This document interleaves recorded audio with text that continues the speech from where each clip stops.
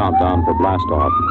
X minus 5, 4, 3, 2, X minus 1, fire.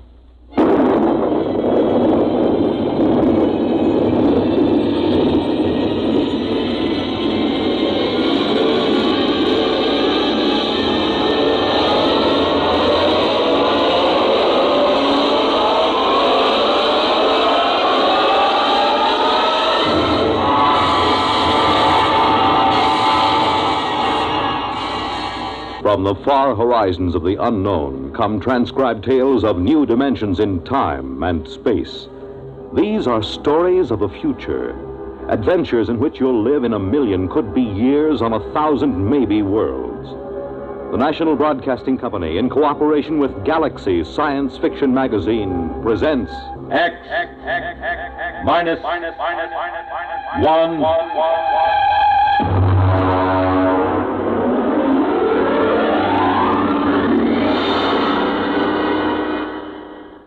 Tonight's story, Junkyard, by Clifford D. Simak.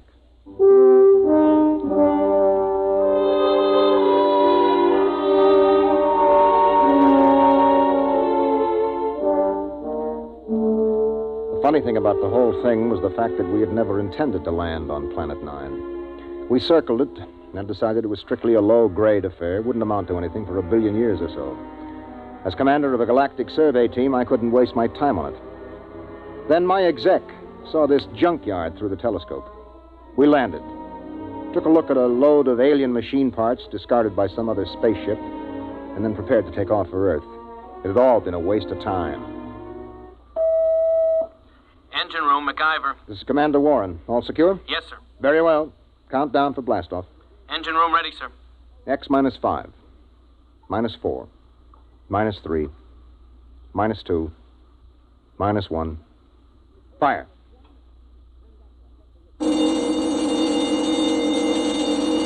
Mac, what's wrong down there? Well, I don't know, sir. Brady, get the data analyzer ready. We'll have to correct for a new takeoff time. That's the first time I ever heard of engine failure before takeoff. Oh, better before than after. Engine room? Yes, sir. What's happening? You boys ready yet?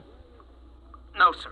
Well, burn it, man. Get going. I want those engines started. Sir, What is it? I don't quite know what to say. Well, say something or I'll have you busted. We can't start the engines, Commander. At least I can't. Well, why not? I don't know. Klein, put Klein on. Lieutenant Klein, sir. Lieutenant, what is going on down there? Is there something wrong with the engines? No, sir, I've double-checked them. Well, then let's get them heated up or we'll be on this godforsaken planet the rest of our lives. We can't do it, sir. Klein, suppose you tell me exactly why you can't start the engines. Can you do that? Yes, sir. All right, why? Because, sir, we can't remember how. What? Yes, sir, we've forgotten how to start the engine. Lieutenant, report up here in 1 minute. Bring Dr. Spencer with you. Yes, sir. All right, Brady, where have you got it? Got what, Ira? Don't play innocent. You and I have been doing planet surveys together for 15 years. You carry enough dead weight in grain alcohol on every trip to keep you happy for 1,000,000 light years. Now, obviously, the boys in the engine room have gotten into it. Impossible. Where is it? I got a few fifths in my locker, but nobody's touched it. I checked a few minutes ago. Well, then somebody has got some in the engine room. Come in. Lieutenant Klein, sir, I brought Dr. Spencer as ordered. Hello, Doc. Did Klein here tell you what's going on? He did. How long will it take you to get these guys sobered up? I can't, Why not? because they're not drunk. I tested Klein in my office. Now, wait a minute, Doc. Are you trying to get me to actually believe that these men, intergalactic engineers with years of hyperfission experience, have forgotten how to start the engines of this ship? That's right. You're serious? Dead serious, Ira. Something, somehow, has caused these men to forget how to start the engines. There it was. It fit in perfectly with a lot of other annoying little things that have been happening to us ever since we put down on Planet 9. It was to have been a routine exploration of a low-grade uninhabited planet. Some routine exploration. All right, Klein, now listen to me. Do you have manuals aboard, engineering manuals? Yes, sir. Take the engine room boys and study those manuals. They'll tell you how to start the ship, won't they? Yes, sir. Okay, get going. Doc, I'd like you to stay here with me and Brady for a minute. Okay. Report back to me, Klein. Yes, sir. Okay, Doc, you're supposed to be an expert on space medicine. What is it? I've never seen anything like it, Ira. Brady?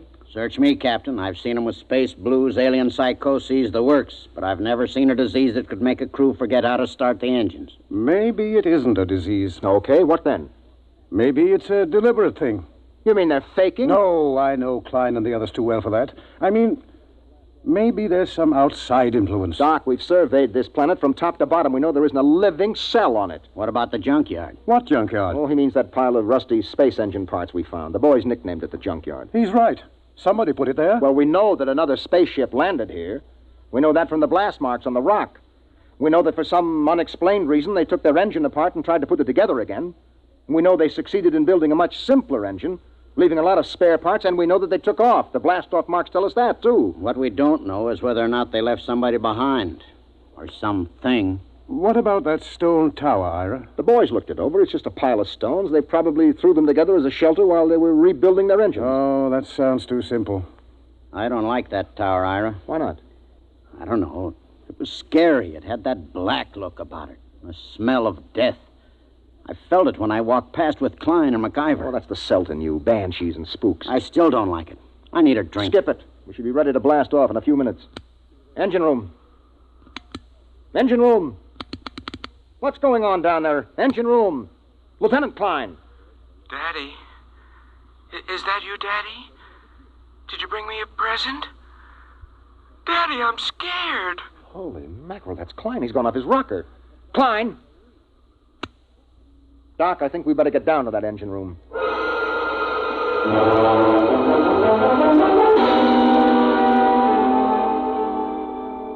When Doc examined Klein, he found him to have the mind and memory of a 6-year-old. That's it, Ira. Something drained Klein of his memory. And that's as much as I can tell you. Well, that's a big help. Here's the manual he was reading. Well, at least we can follow this manual and get off this stinking planet. Hand it to me. Right here.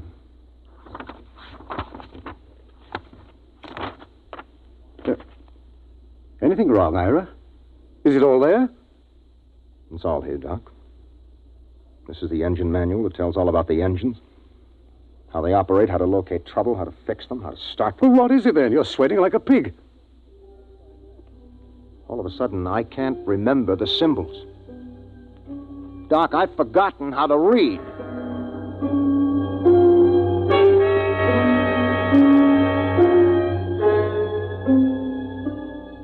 I left the engine room and went out through the lock to stand on the outside platform of the ship.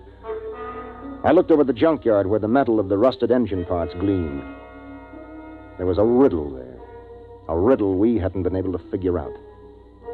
Why had an alien spaceship landed here, ripped out its engines, and then put together a simple, less efficient engine and taken off again? And they had worked in an awful hurry, judging by the mess they'd left. Why? Why? Mind if I join you, Ira? No, help yourself, Doc. How's Klein? We've made him some toys. He's playing with them. I've assigned Mac to see that he doesn't hurt himself. Doc. Yes? Have you got any ideas on what's happening to us? Well, man experiences incidents, gathers knowledge, knows emotions. Then, as he grows older, he begins to forget those experiences, forget that knowledge. That's what life is, a long series of forgettings. Here on 9, in some impossible way, the forgetting is speeded up. It happens overnight. No, there's more to it than that. Well, I'm going back to my cabin and try to get some rest.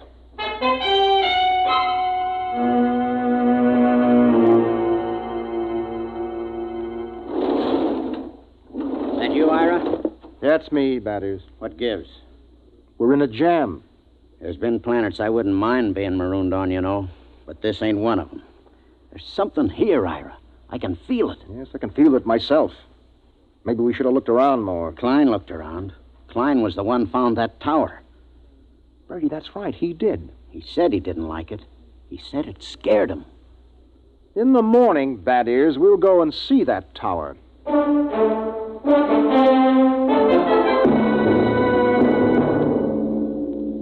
In the morning, I took Doc and MacIver and Brady with me, and we walked across the valley to the stone tower. It wasn't much of a tower, maybe 8 or 9 feet high, made of rocks piled one on top of the other.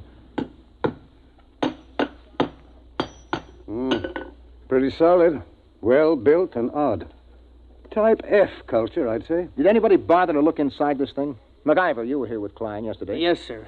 We couldn't find a way in, Captain. Klein poked around but gave up. Well, we'll make a way in. Stand back. I think I can shoot the top off it. Oh, now that should be big enough for a man to lower himself into. Okay, pass a rope around my shoulders. Captain. Yes? In case there's anything, well, dangerous, maybe I ought to go. After all, I'm survey engineer. MacIver's right, Ira. Okay, Mac, your responsibility. Yes, sir. Just fasten the rope under my arms. Mm-hmm. That's it. Now, I'll climb up and lower myself in. If I pull twice, haul me out. One pull means okay. Give me a hand, Brady. Huh? How about a quick shot of whiskey first? Never touch it. Ready? Yep. Can you see inside? Black as a tomb.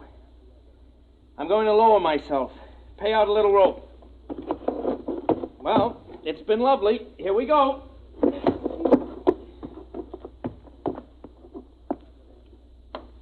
One tug. He's on the ground inside. Yeah, I wonder what he's found. I still don't like it. Oh, Brady, there's probably not a thing in there except a few... There's 2 tugs. 3. Come on, haul them out. Heave! Brady, help me through the top. Right. Easy now, Mac. What the heck is in there, anyway? Mac? Mac? Dada? Dada? Holy jumping asteroids. Doc, he's flipped. No, he hasn't lost his mind. He's just reverted to babyhood.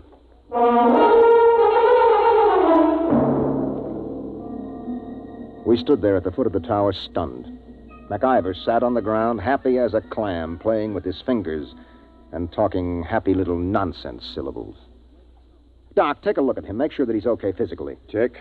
If it's fright, his pulse will be way up. Mac, let me have your hand. That's a good fellow. Now. Good heavens. What is it? I've forgotten what the normal pulse rate is. Pulse. Pulse? Doc, let's get out of here. Brady, pick up MacIver and bring him back to the ship. Come on, let's get away from this tower.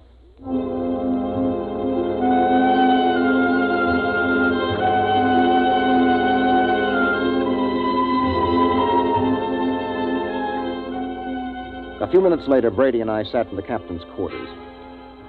He didn't do much talking, just sat and tipped his bottle to his lips ever so often. Well, at least we know in a general way what we're up against. Do we? We know there's been knowledge lost, important information forgotten. Check. Now, that memory, that lost skill, that knowledge went somewhere. Maybe there's something in that tower that takes it away. And I have a silly feeling we might even get it back. Have a drink. That is, get a couple of men, volunteers. Now? Now. What for? We're going to find out what's inside that tower.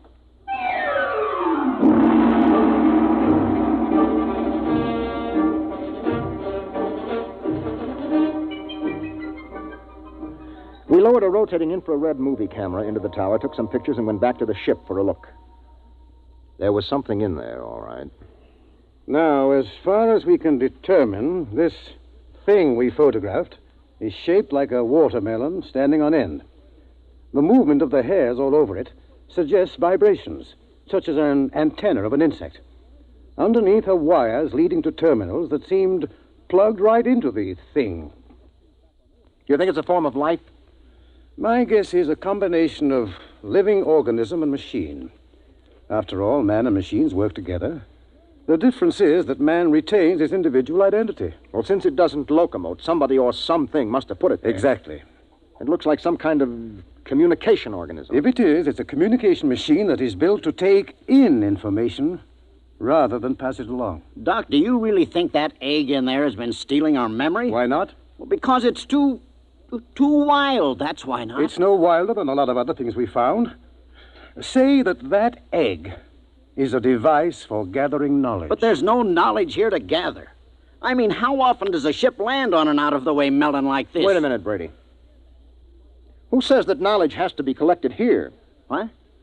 I said, why do we assume that knowledge has to be collected right here on Planet 9? We forget things back on Earth, don't we? Good Lord. Suppose you were some race setting out fish traps for knowledge, and you had plenty of time to gather it. Where would you put your traps? On a planet swarming with intelligent beings where the traps would be found and destroyed or their secrets snatched away? Or would you put them out on some second-rate world where nobody would ever bother them? Good heavens, I'd pick a spot just like this. Let me fill in this picture, Doc. I think that some unknown race is bent on trapping knowledge throughout the galaxy. Ira, if what you say is true, if it is, then every time someone on Earth forgets something, it's because one of these eggs has drained it out of him. Well? It's too fantastic. Have you got a better guess? No. Well, the question is, what do we do next? If anybody gets near that egg, he winds up like some puling little baby. You were pretty near it that first day. Did you forget anything? Well, how should I know? I was too pleasantly lit up on grain spirits to know the difference. Well, the question is still, what now? I'm going outside to think. Ira. Yes?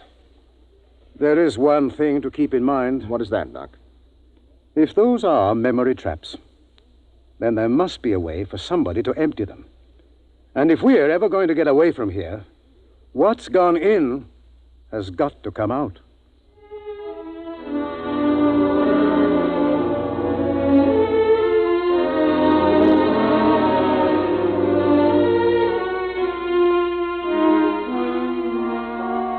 I stood out on the platform of the ship and tried to make some sort of pattern of it. Forgetfulness. That was the key word. All through the galaxy, in every culture, there was forgetfulness. There were lots of learned theories, of course, kinks in the brain, neuroses, data processing. But suppose they were wrong. Might it not be that forgetfulness was caused by thousands upon thousands of these memory traps planted throughout the galaxy, nibbling away at the conscious memory of all the sentient beings that lived among the stars? On Earth, a man forgets slowly because the traps are far away. But here, in their very shadow, a man forgets suddenly. And then another thought entered my mind. What kind of race had set these traps? How did they empty them? How? Brady. Huh? Where do you keep your liquor? Not cheap. Come on, where? It's in my locker. Get it out of there, all of it. Ira. That's a direct order. Okay. All of it. That it? Yeah. I never thought I'd see the day when you pulled rank on me, Ira. If you confiscate this stuff, so help me, I'll never Who forgive said you. anything about confiscating? That is, have you ever really hung one on? I mean, just got pie-eyed drunk? Well, let's see. Yeah, there was once on Mars. Was that the worst? It was beautiful. Took me 3 days to sober up. They say I fought off the whole galactic patrol for hours. Well, do you think you got enough here to get that polluted again? I got a pretty good supply, Ira. Well, that's good, because in 1 minute, I'm going to give you a direct order to hang on the biggest, most monstrous drunk in the entire history of the universe. But first, you have to volunteer. I volunteer. No, not until I explain why I'm doing this. Ira, this sort of project don't need reasons. It's a pleasure. Let me finish. You know that egg up in the tower? Yeah? The minute you get near it, it grabs your mind, wipes it clean, right? Yeah. And a lead space helmet doesn't shield you, as we saw with MacIver. Right. Now, Doc thinks this egg is a kind of communications thing. It must be. Okay, you're a communications man. What do you do when you can't shield a communication? Well, that's easy. You scramble it. Any fool knows. Holy mackerel. Exactly. Are you still game? You think it'll work? I don't know. I think it might. Well, suppose it doesn't. You'd be a babbling infant like Klein and MacIver. If we don't stop that thing, it'll happen anyway. Unless we can remember how to start the engines.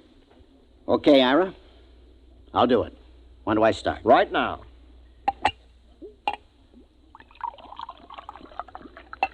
Well, Ira, here's mud in your ever-loving intergalactic eyeballs. You know something? I'm beginning to like this mission already.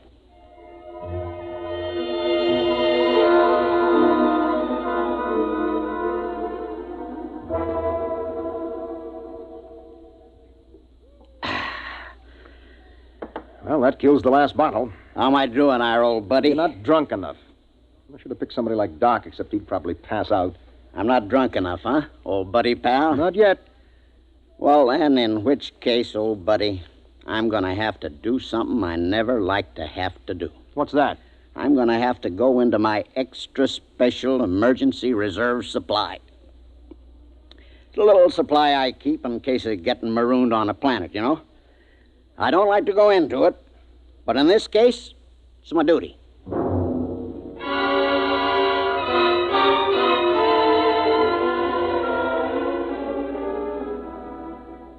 I'm a rambling wreck from Georgia Tech and a heck of an engineer. A rambling wreck from Georgia Tech and a heck of an engineer. Woo! Blast off! Okay, I guess you're ready. What do you think, Doc? Most amazing thing I've ever seen. Is he drunk enough? What I want to know is what's keeping him conscious. Okay, Bad Ears, on your feet. Help him up, Doc. Right. Rambling wreck from Georgia Tech. Let's go, Bad Ears. Right. Rambling wreck from Georgia Tech.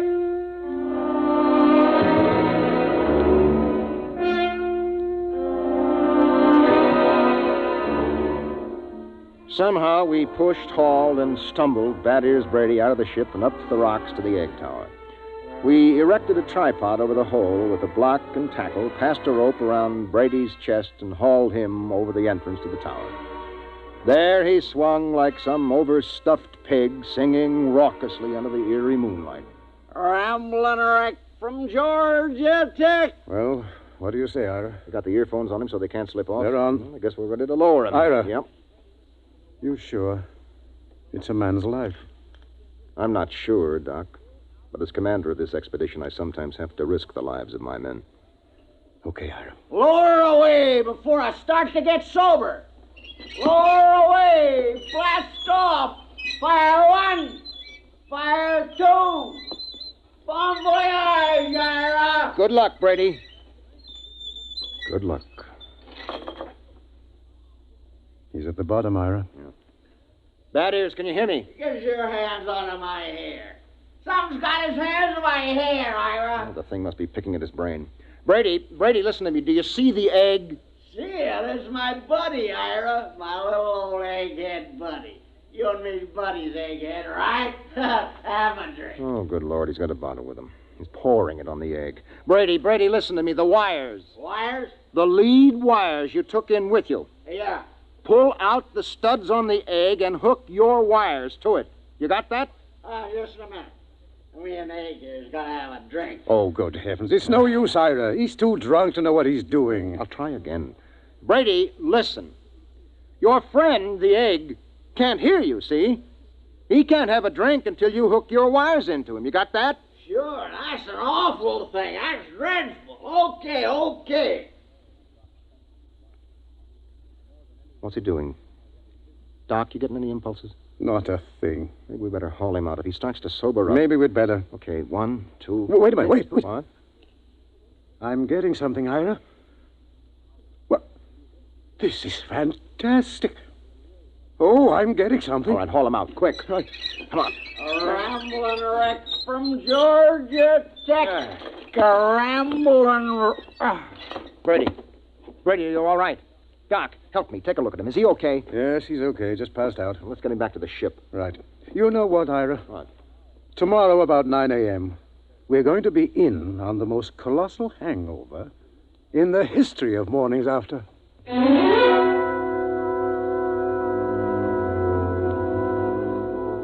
We were in on more than Doc Spencer had bargained for. More than any human being had any business being in on. Oh.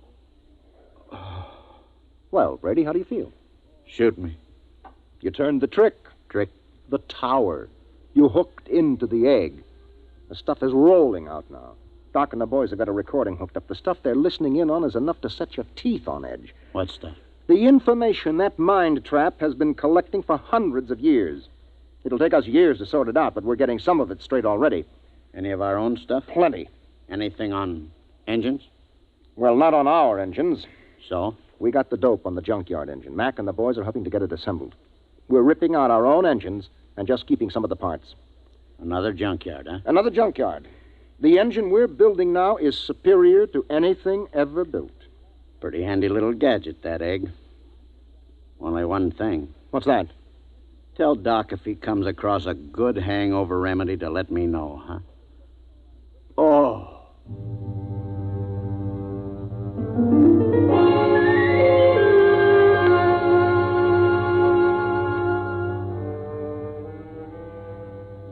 It took us about 6 days to assemble new engines using some of our parts and some of the advanced designs from the junkyard. During most of that time, Doc Spencer sat down at the tower with a set of headphones monitoring the information from the egg. He was like a man possessed. I didn't think anything unnatural was happening until the night of the 6th day. Well, that does it. The boys have got the engines ready for blast-off. There's a full moon, too. We should be able to lift her by tomorrow morning, huh? We're blasting off in exactly 1 minute, that is. What? In exactly 1 minute. But Ira, Doc, and some of the techno boys are down monitoring that egg. I know it. Well, it'll take them 20 minutes to get back into the ship with all that equipment. They're not getting back. Huh? I said they're not getting back. Ira, are you nuts? Come here, that is. I want you to take a look through this field scope. You can get a good close-up of Doc and the boys who have been monitoring that egg. Now, wait till I get it focused. You got 'em? Yeah? Take a close-up. Mother in heaven. You see why we have to leave them here? Those faces, they're like some kind of beast. What is it, Ira? What's happened to them? The same thing that must have happened to the crew of the last ship that touched here. The same thing that made them blast out of here in such a tearing hurry. What? That is, there isn't only knowledge in that thing. Those boys are monitoring something else. Something else. Personality, that is. They're not human anymore. They're turning alien.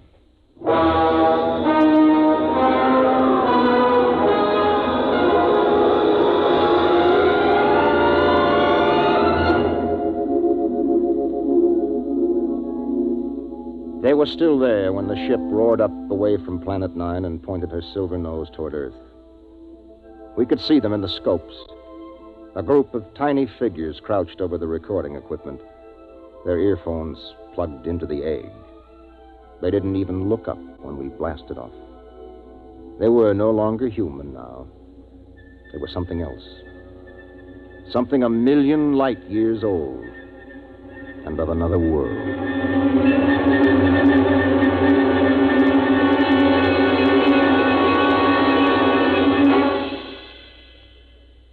You have just heard X-1, presented by the National Broadcasting Company in cooperation with Galaxy Science Fiction Magazine, which this month features the R. DeWitt Miller story, Swenson Dispatcher. The story of a shrewd but unscrupulous spaceship dispatcher who tries to best the rival airlines by unethical means, and with most surprising results.